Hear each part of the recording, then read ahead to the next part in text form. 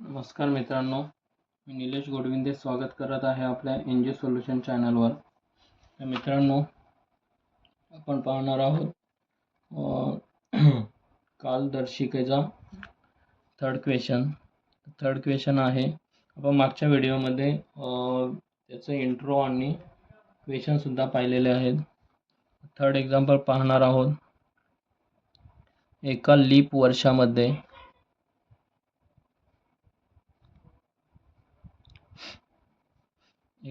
वर्षातील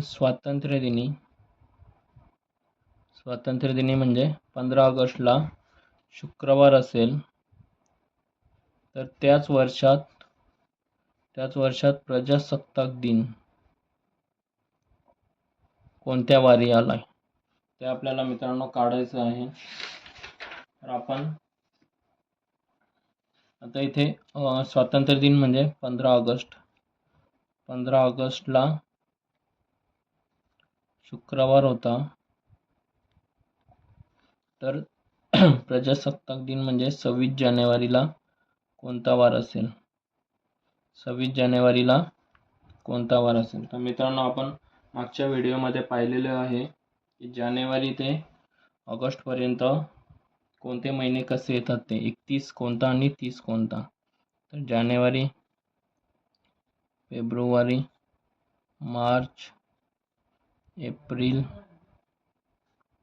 मे, जून आणि जुलै. आपल्याला ऑगस्ट महिन्याचा दिलेला आहे, त्यामुळे ऑगस्ट महिन्याचे आपल्याला जुलै महिन्यामधूनच भेटतील. कोणत्या महिन्याला म्हणजे किती दिवसानंतर चालू होतोय तो महिना. आपल्याला जानेवारीमध्ये 31 आहे, 31 महिना म्हणजे 3 दिवसांनी पुढे. फेब्रुवारी हा लीप वर्ष आहे म्हणजे 1 दिवसांनी पुढे, 3 + 1 प्लस मार्च 31 म्हणजे 3 दिवसांनी पुढे. एप्रिल महिन्यामध्ये 30 दिवस असतात म्हणजे पुढचा महिना 2 दिवसानंतर चालू होतो.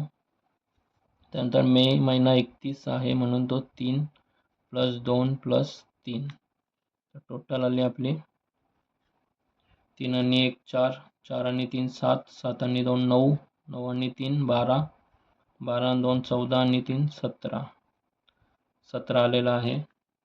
17 भागिले 7 करायचे, बाकी किती येते ती 7 7 14, 7 दुने 14, 17 - 14 3 बाकी आली. म्हणजे आपल्याला काय भेटेल आता? 15 ऑगस्टला शुक्रवार होता. 15 ऑगस्टला शुक्रवार होता.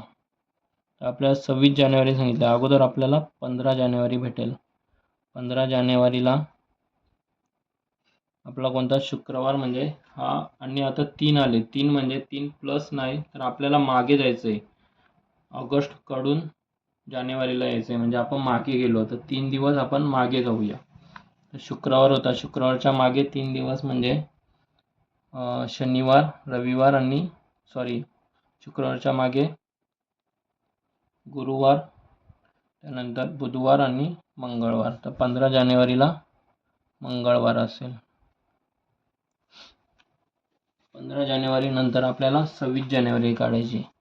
तर 15 जानेवारी नंतर आपल्याला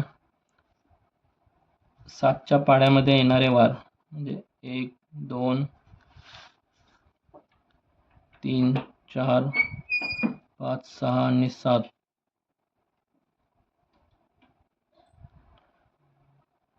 जो 7च्या पाड्यामध्ये येणारे वार हे रिपीट होतात. 7 दुने 14, 7 त्रिक 21, 7 चौक 28. त्यानंतर इथे 27 आणि 26 म्हणजे 15 जानेवारीला मंगळवार आलाय. 14 नंतर इथे 15 येणार. आपण महिना काढलाय, इथे 15 येणार. 15 जानेवारीला मंगळवार म्हणजे 1 जानेवारीला सुद्धा मंगळवार होता. 15 नंतर 21 नंतर इथे 22ला मंगळवार, 23ला बुधवार, 24ला गुरुवार, 25ला शुक्रवार आणि 26ला आपला शनिवार येणार. म्हणजे आपल्याला 26 जानेवारीला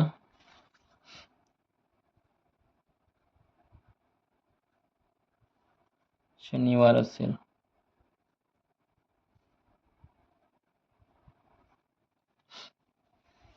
तर मित्रांनो आपण अजून एक एक्झाम्पल पाहणार आहोत.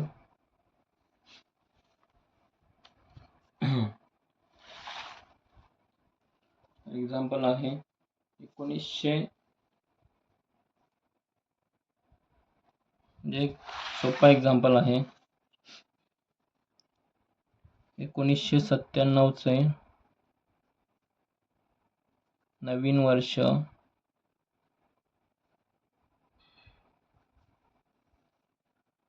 सोमवारी सुरू होते.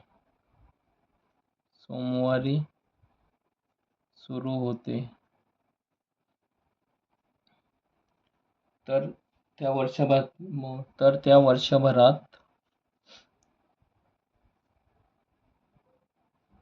वर्षभरात कोणता वार हा 53 वेळा येईल?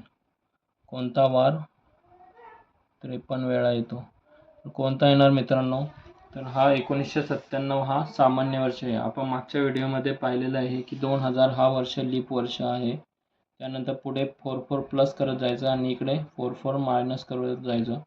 तर आपण त्या व्हिडिओ अगोदर बघा, त्या व्हिडिओची लिंक डिस्क्रिप्शनमध्ये दिलेली आहे. तर मित्रांनो 1997चे नवीन वर्ष सोमवारी सुरू होते. म्हणजे सामान्य वर्षात जो नवीन वर्षाला जो वार असतो, म्हणजे 1 जानेवारीला जो वार असतो तोच 53 वेळा येतोय. म्हणजे सोमवारी सुरू होते तर सोमवारच हा 53 वेळा येणार आहे. म्हणजे आन्सर आहे सोमवार.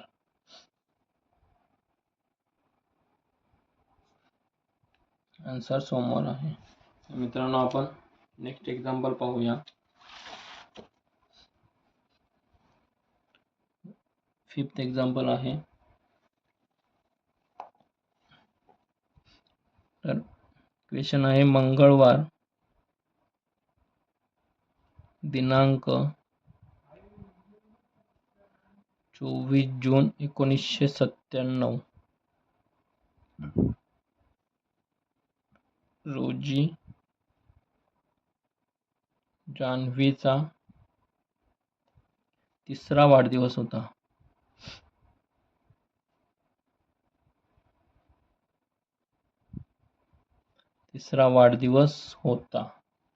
तर तिचा जन्मदिवस कोणत्या वारी असेल? तर तिचा जन्मदिवस कोणत्या वारी असेल?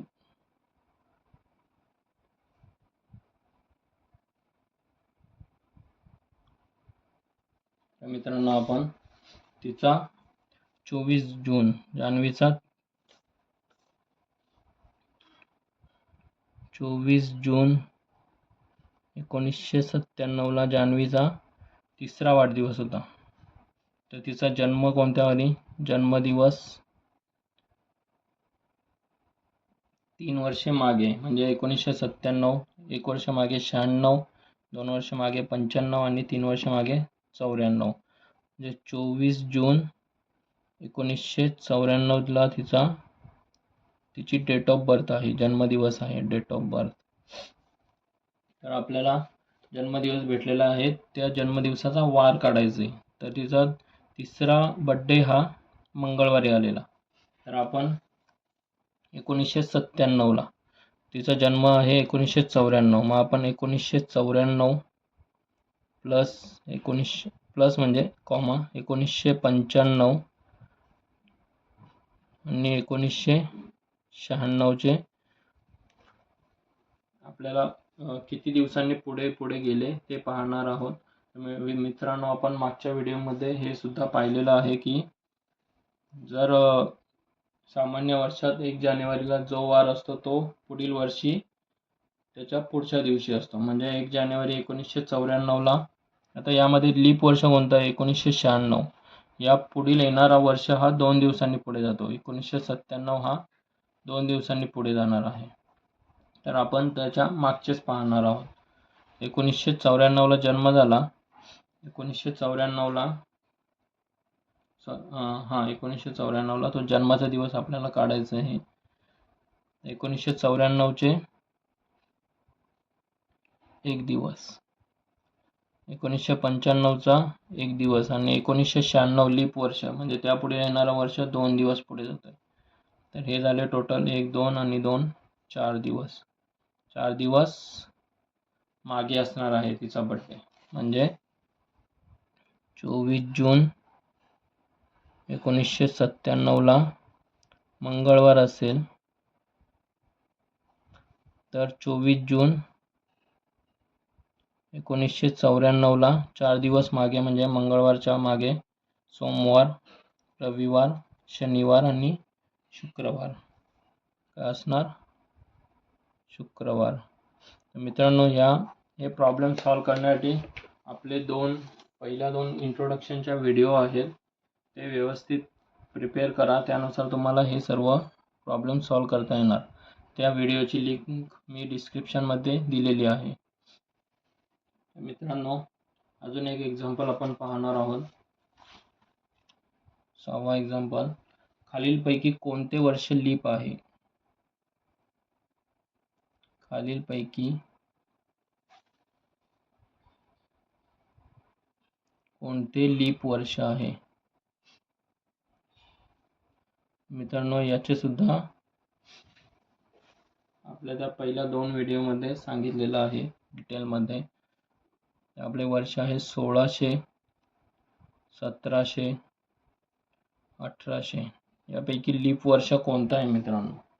तर आपण सांगितलेलं आहे की ज्या वर्षाच्या शेवटी 2 शून्य आलेले आहेत त्या वर्षाला 400ने भाग जायला पाहिजे. 400ने भाग जाणारे वर्षे लीप वर्ष आहेत. तर आपण 1600ला 400ने भाग जातोय का? 1600 भागिले 400, 2 शून्य गेले, 2 शून्य गेले, 4 चौक 16 म्हणजे हा लीप वर्ष आहे. 1600 हा लीप वर्ष आहे. 1700 भागिले 400 तर नाही जात. 4 चौक 16, 4 पंचे 20 तर याला नाही जात. आणि 1800ला सुद्धा नाही जात. 1800 भागिले 400, 4 चौक 16, 4 पंचे 20 याला सुद्धा नाही जात. फक्त 1600ला जातोय. म्हणून 1600 हा लीप वर्ष आहे. लीप वर्ष आहे. तर मित्रांनो, आपले हे एक्झाम्पल कंप्लीट झालेले आहेत. तर आपण पुढच्या व्हिडिओमध्ये नेक्स्ट टॉपिक पाहणार आहोत. मित्रांनो, व्हिडिओ आवडल्यास नक्की लाईक आणि शेअर करा आणि सबस्क्राईब करायला विसरू नका. धन्यवाद.